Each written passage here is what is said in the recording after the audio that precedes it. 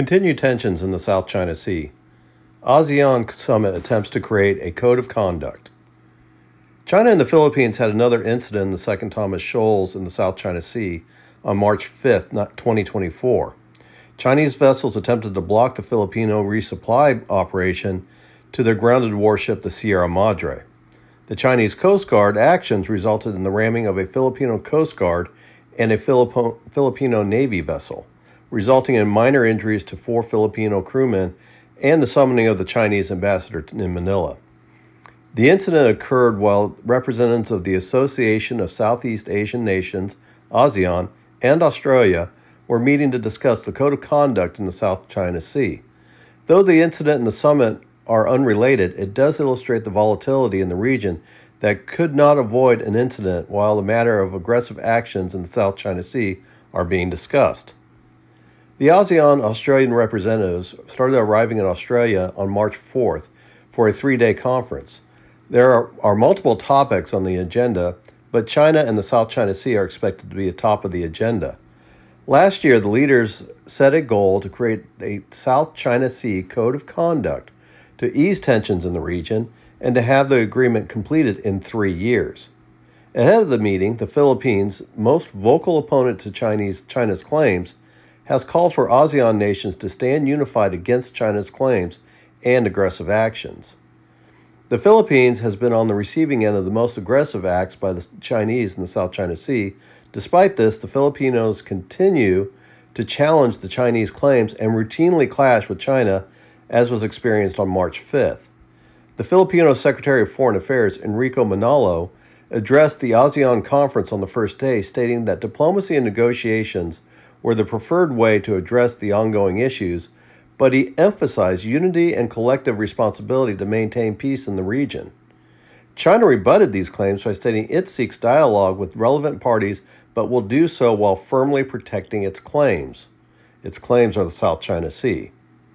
The Chinese added that Manalo and the Philippines were conducting a smear campaign against China, but this statement is in the backdrop of the Chinese Foreign Minister Wang Yi telling Manalo that China will maintain military pressure on the Philippines over the disputed claims in the South China Sea.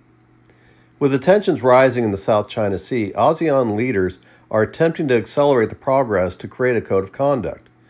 The Singapore Prime Minister Lee Loong set an expectation prior to the summit that despite the desire to reach a settlement, the prospect of a settlement will need more time. The challenge to reach an agreement is that there is no unity on how to approach this issue with China, as China has both protractors and antagonists in the region. China itself claims that there is no issues as it continues to claim sovereignty, and any ASEAN code of conduct will have to acknowledge China's claims.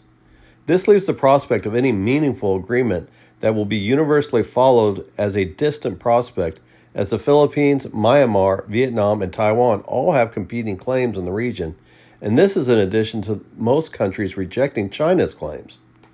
The South China Sea and negotiations to create a conduct will as a result of the overall aggressive position that China has taken on the world stage, and an area that is willing or at least threaten to use military power. This aggressive China policy is creating nations to look at China with an increased level of concern, is motivating military cooperation between the countries that oppose China, with the United States and the Philippines being the most active in forming a coalition to challenge the Chinese claims more forcefully. The talks to create an effective code of conduct will likely fail, as it is unlikely that China or its rivals will be willing to reach a meaningful agreement. There will most likely be more exercises and increased cooperation between nations, and China can be expected to continue to act aggressively over its claims. However, despite this continued Chinese aggressive action, it can be expected that China will have limited success, even if it wanted to step up the level of tension, since the existence and the independence of an independent Taiwan keeps China from projecting power effectively outside the first island chain.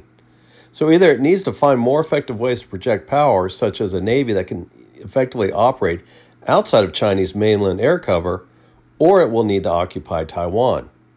A code of conduct will not solve the issue for either China or the ASEAN nations, no matter how long it takes to negotiate. China's claims and international posture dictate this reality.